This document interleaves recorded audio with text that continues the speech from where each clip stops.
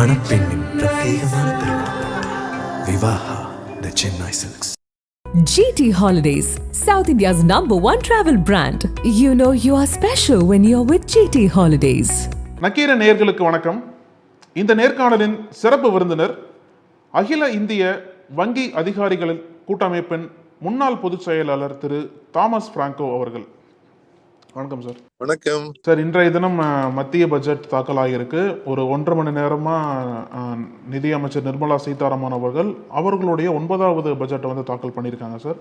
So இந்த budget யாருக்கு பலனளிக்கும், என்ன எதிர்பார்த்தீங்க, என்ன வந்திருக்கு, உங்களுடைய எதிர்பார்ப்பு இங்க வந்து பூர்த்தி செய்யப்பட்டிருக்கா, உங்களுடைய முதற்கட்ட பார்வை என்ன சார் இந்த பட்ஜெட்டை பத்தி? ஒரு பட்ஜெட்ல நாம எதிர்பார்க்கிறது என்பது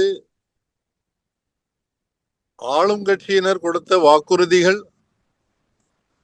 அதுல எந்த அளவுக்கு நிறைவேற்றி இருக்கிறார்கள், அதே மாதிரி முதன்மை பொருளாதார ஆலோசகர் கொடுத்திருக்கக்கூடிய எக்கனாமிக் சர்வே, பொருளாதார அறிக்கையில் என்ன முக்கியமாக சொல்லப்பட்டிருக்கிறது, மூன்றாவது மாநிலங்களுக்கு நிதி பங்கீடு எப்படி இருக்கிறது, துறைவாரியாக எப்படி இருக்கிறது, இதுதான் நாம எதிர்பார்க்கிறது. இதுல வந்து என்னை பொறுத்தவரையில இது ஒரு பெரிய ஷாக்குன்னு சொல்லலாம்.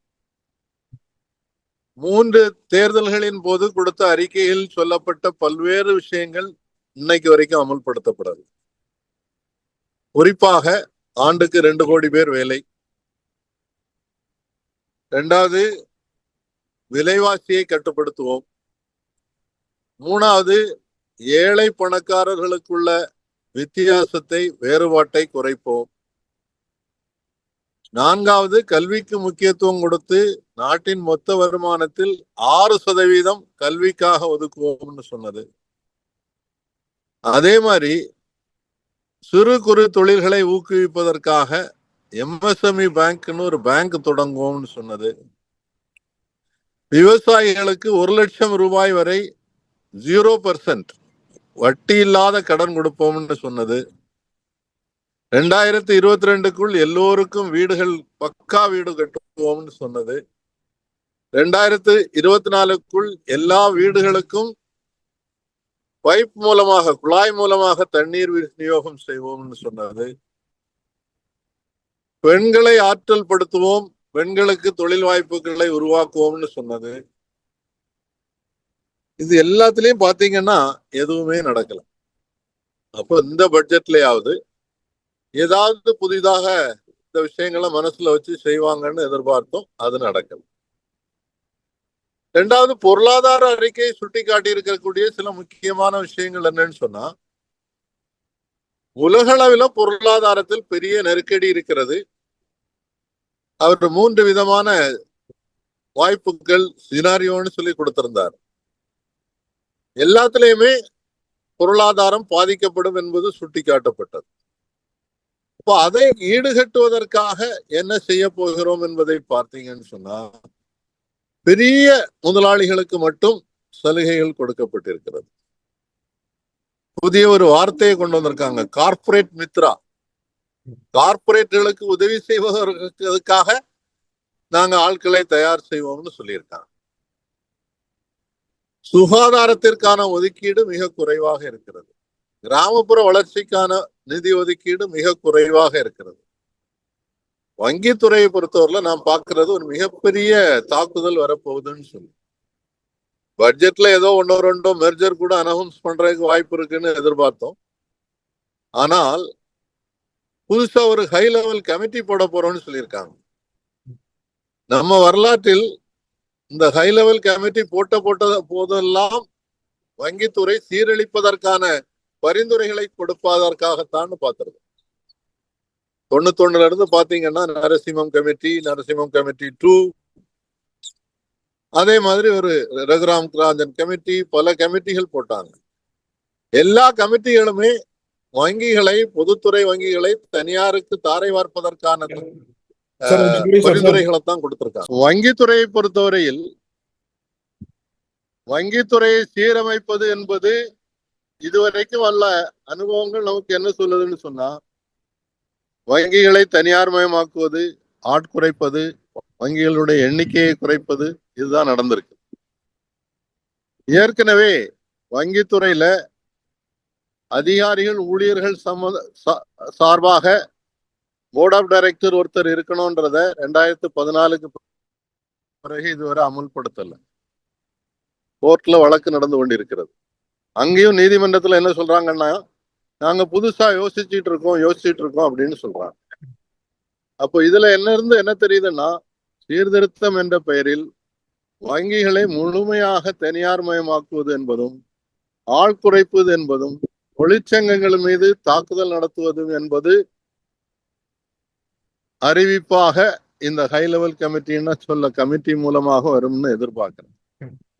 ஏன்னா ஏற்கனவே இந்த வருஷம் வங்கியினுடைய உயர் அதிகாரிகள், மேனேஜிங் டைரக்டர், எம்டி இவங்களெல்லாம் கூப்பிட்டு ஒரு மந்தன் அப்படின்னு சொல்லி கலந்துரையாடல் நடத்தினாங்க. அதுலயே சொல்லியிருந்தது என்னன்னு சொன்னா, வங்கிகளை தனியார்மயமாக்கணும்.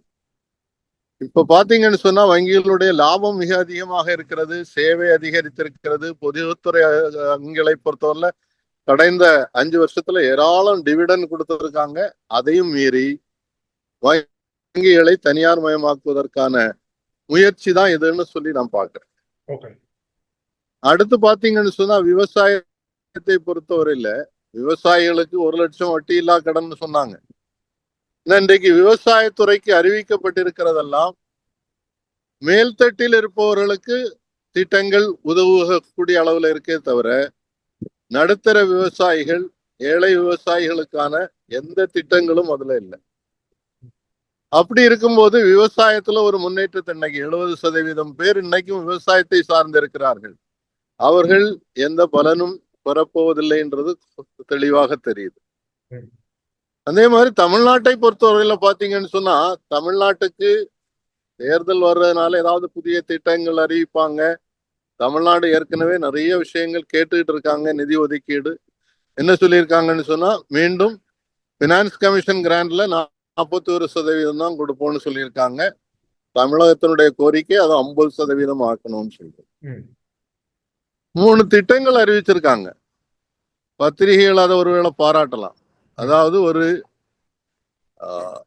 ரேர் எர்த் காரிடார்னு சொல்லியிருக்காங்க. அரிய தாதுக்களுடைய ஒரு பெரிய திட்டம். இது என்னன்னு சொன்னா, நம்ம கடலோரத்தில் இருக்கக்கூடிய தாது பொருட்களை எல்லாம் எடுத்து ஏற்றுமதி செய்வதற்கான திட்டம் இது. ஏற்கனவே நாம கன்னியாகுமரியில எல்லாம் இந்தியன் ஏர் எர்த்ஸ் லிமிடெட்னு ஒண்ணு இருக்கு. அதுல என்ன நடக்குதுன்றத கண்கூடாக பார்த்து கொண்டிருக்கிறோம். அதே மாதிரி அதிவேக ரயில் அப்படின்னு சொல்லி 7 ரயில் அறிவித்திருக்கிறதுல சென்னை, பெங்களூர், சென்னை, ஹைதராபாத் அறிவித்திருக்காங்க. அது கூடுதலாக பெங்களூருக்கும் ஹைதராபாத்துக்கும் பிரயோஜனமாக இருக்குமே தவிர தமிழ்நாட்டுக்கு எந்த அளவுக்கு பிரயோஜனமாக இருக்கும்ன்றது தெரியல. இந்த அம்மையார் இதுல தமிழ்நாட்டுக்கு செய்திருக்கிறதுன்னு சொல்லி பாத்தீங்கன்னா, பத்திரிகைகள் பாராட்டக்கூடிய காஞ்சிபுரம் சாரி கட்டிட்டு வந்தாங்கன்றது மட்டும்தான் இருக்கு. நீங்க பல விஷயங்களை பகிர்ந்துக்கிட்டீங்க இந்த கருத்துல. இல்ல முக்கியமா நம்ம என்ன பார்க்கணும் அப்படின்னா, உங்களோட ஆர்டிக்கல் நான் ஒயர்ல படிச்சிருந்தேன். அதுல நீங்க முக்கியமான விஷயம் என்ன சொல்றீங்க அப்படின்னா, அந்த பொருளாதார ஆய்வறிக்கைக்கும் இந்த பட்ஜெட்டுக்குமே எப்பவுமே தொடர்பு இருந்தது இல்லைன்ற மாதிரி ஒரு கருத்தை பதிவு பண்ணியிருந்தீங்க. ஸோ இந்த பட்ஜெட்டுமே இப்போ முந்தா நாள் தாக்கல் பண்ண ஆய்வறிக்கைக்கும் இதுக்கும் தொடர்பு இல்லாமல் இருக்கிற மாதிரி நீங்க கருதுறீங்களா? இல்லை வேற எதுனா இதுலயாச்சும் ஒரு முக்கியமான விஷயங்கள்ல இவங்க நிறைவேற்றுற மாதிரி திட்டங்கள் அறிவிச்சிருக்காங்களான்னு பாக்குறீங்களா சார்? இல்ல, இந்த பொருளாதார அறிக்கைக்கும் பட்ஜெட்டுக்கும் சம்பந்தம் இல்லாம போனது சமீப காலத்துல தான். முன்னால தொடர்பு இருந்தது. ஆனா இப்ப இந்த இடம் பார்க்கும்போது பொருளாதார அறிக்கையில என்ன சொல்லியிருக்காங்கன்னா, இந்த சிறு கடன்கள், சிறு குறு தொழில்களுக்கான கடன்கள், இதெல்லாம் வங்கிகள் அல்லாத நிதி நிறுவனங்கள், மைக்ரோ பைனான்ஸ் இன்ஸ்டிடியூஷன்ஸ், அதுலதான் கூடுதல் கிடைக்குது. இது ஆபத்துன்னே சுட்டி காட்டியிருக்கிறார். அது சரி செய்வதற்கான எந்த ஏற்பாடும் இல்லை. அதே மாதிரி அதுல சுட்டி காட்டியிருந்தாரு, பெரிய தொழில்கள் ஏற்றத்தாழ்வுகளை சந்திக்க முடியும், ஆனா நடுத்தர தொழில்களும் சிறு தொழில்களும் பாதிக்கப்படுவதற்கான ஆபத்து இருக்குதுன்னு சொல்லியிருந்தார். அதற்காக எந்த நடவடிக்கையும் எடுக்கப்படவில்லை. வேலையின்மையை பொறுத்தவரையில அவர் சொல்லியிருக்கிறாரு, ஆர்டிபிஷியல் தொழில்நுட்பம் வருது, அதனால ஆபத்துகளும் இருக்குது, என்ன செய்யணும்ன்றதை யோசிக்கணும்னு சொல்லியிருக்கிறார். இப்போ அவங்க ஆர்டிபிஷியல் இன்டெலிஜென்ஸை பயன்படுத்துவோம்னு சொல்லியிருக்காங்களே தவிர மாற்று தொழில்களை வேலை வாய்ப்பை இழப்பவர்களுக்கு என்ன செய்ய போகிறோம் என்பது சொல்லப்படவில்லை. அதே மாதிரி அவரு ஏற்றுமதி பொறுத்தவரையில பெரிய சவால்கள் இருக்கிறதுன்றது சொல்லியிருந்தார்.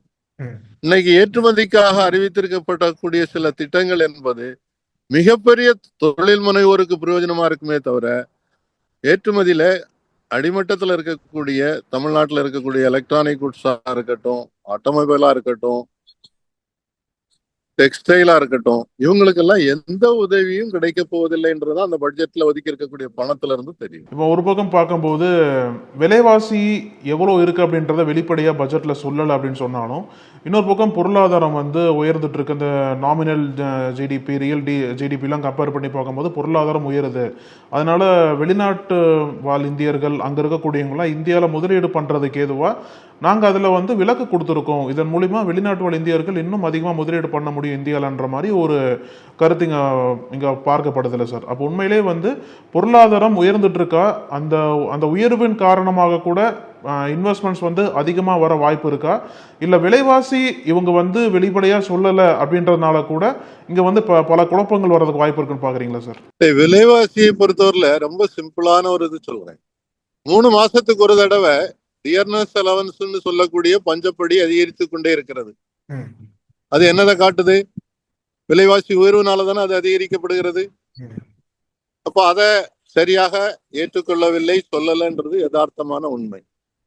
2வது, வெளிநாட்டில் இருக்கக்கூடிய இந்தியர்கள் இங்க நிறைய மூலதனம் போடலாம், அவங்களுக்கு பல சலுகைகள், வரி விலக்கு உட்பட, நிதி உட்பட கொடுத்திருக்காங்க. இது யாருக்கு பிரயோஜனமாக இருக்கும்னு சொன்னா வெளிநாட்டுல இருக்கக்கூடிய பெரிய தொழிலதிபர்களுக்கு பிரயோஜனமா இருக்கும். வெளிநாட்டுல இருக்கக்கூடிய தொழிலதிபர்களாக இந்தியாவில் இருக்கக்கூடிய பல பெரும்பணக்காரர்கள் அங்க பதிவு செய்து வச்சிருக்கிறாங்க, கம்பெனிகள் தொடங்கி இருக்கிறாங்க. அவங்களுக்கு அதானி, அம்பானி உட்பட அவங்களுக்கு இது ரொம்ப பிரயோஜனமா இருக்கும். இந்த பட்ஜெட்ல பொறுத்தவரையில கண்டெய்னர் கார்பரேஷன் நிறைய கண்டெய்னர் கட்டுறது, ஷிப்பிங்க்கு உதவி செய்யறது, அதே மாதிரி கடல் வழி போக்குவரத்தை அதிகரிக்கிறது, இது எல்லாமே முழுமையாக அதானி என்ற ஒருவருக்கு மட்டும் பிரயோஜனமாக இருக்க போகிறது. ஏன்னா ஷிப்பிங் கார்பரேஷன் ஆஃப் இந்தியாவை கொஞ்சம் கொஞ்சமா மோசம் ஆக்கிட்டாங்க. கண்டெய்னர் கார்பரேஷன் ஆஃப் இந்தியா ஏற்கனவே ரொம்ப நலிந்தடைந்து கொண்டு இருக்கிறது. அப்போ இதுல ஒதுக்கக்கூடிய பணம் எல்லாம் கடைசியில யாருக்கு போக போகுதுன்னா அதானியனுடைய குடும்பத்துக்கு தான் போக போகுது. சார், பெருதியா ஒரு கேள்வி. நீங்க முக்கியமா இதை எதிர்பார்த்தேன், ஆனா அந்த பட்ஜெட்ல நான் எதிர்பார்த்த அளவுக்கு இந்த முக்கியமான விஷயத்தை விட்டுட்டாங்க அப்படின்னா எதை சொல்வீங்க? அதாவது கல்விக்கான நிதி ஒதுக்கீடுன்றது மிகப்பெரிய தோல்வின்னு பாக்குறேன். இன்னைக்கு தமிழ்நாடு இந்தியாவிலேயே கிராஸ் என்ரோல்மெண்ட் ரேஷியோல முன்னணியில இருக்குதுன்னு சொன்னா, தமிழ்நாட்டுல எல்லா மாவட்டங்களிலும் ஒரு மருத்துவக் கல்லூரி, ஒரு இன்ஜினியரிங் காலேஜ், ஒரு ஆர்ட்ஸ் அண்ட் சயின்ஸ் காலேஜ், ஒரு ஐடிஐ, ஒரு பாலிடெக்னிக் இருக்கு. இதை பார்த்தாவது கத்துக்கொள்ள வேண்டும்.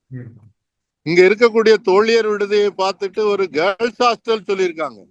கேர்ள்ஸ் ஹாஸ்டல் எல்லா இடத்துலயும் இருக்குது, காலேஜஸ்லயே ஹாஸ்டல் இருக்கு. அதுக்கு பிறகு புதுசா இவங்க கேர்ள்ஸ் ஹாஸ்டல் கொடுக்கறதுக்கு அவசியம் இல்லை. வேலைக்கு போறவங்களுக்கு தமிழ்நாட்டுல கொடுத்திருக்கிற மாதிரி தோழியர் விடுதியை கொடுத்திருக்கலாம், அதை செய்யல. அதே மாதிரி கல்விக்கான நிதி ஒதுக்கீடு என்பது அடிப்படையாக 6% அவங்க சொன்ன மாதிரி கொடுக்காத வரைக்கும் கல்வியில் பல மாநிலங்கள் பின்தங்கி இருக்கும். கல்விதான் எல்லா வளர்ச்சிக்கும் அடிப்படை, அதை மறந்துட்டாங்கன்றதான் ரொம்ப கவலையோட. சார், உங்களோட நேரத்துக்கும் கருத்துக்களுக்கும் ரொம்ப நன்றி சார். நன்றி, வணக்கம். நக்கீரன் டிவிக்கு சப்ஸ்கிரைப் செய்யுங்கள். உங்கள் ஆதரவே எங்கள் பலம். ஆசிரியர்களுக்கு நண்பனாகவும் மாணவர்களுக்கு ஆசானாகவும் திகழும் தேர்வு வழிகாட்டி. ஒவ்வொரு பாடத்திற்கும் அனுபவமிக்க ஆசிரியர்களின் துல்லியமான தெளிவான விடைகள். CNC இருக்கு, தேர்வு பயம் எதற்கு? இது தீரன் பப்ளிஷிங் ஹவுஸ் விற்பனை வெளியீடு.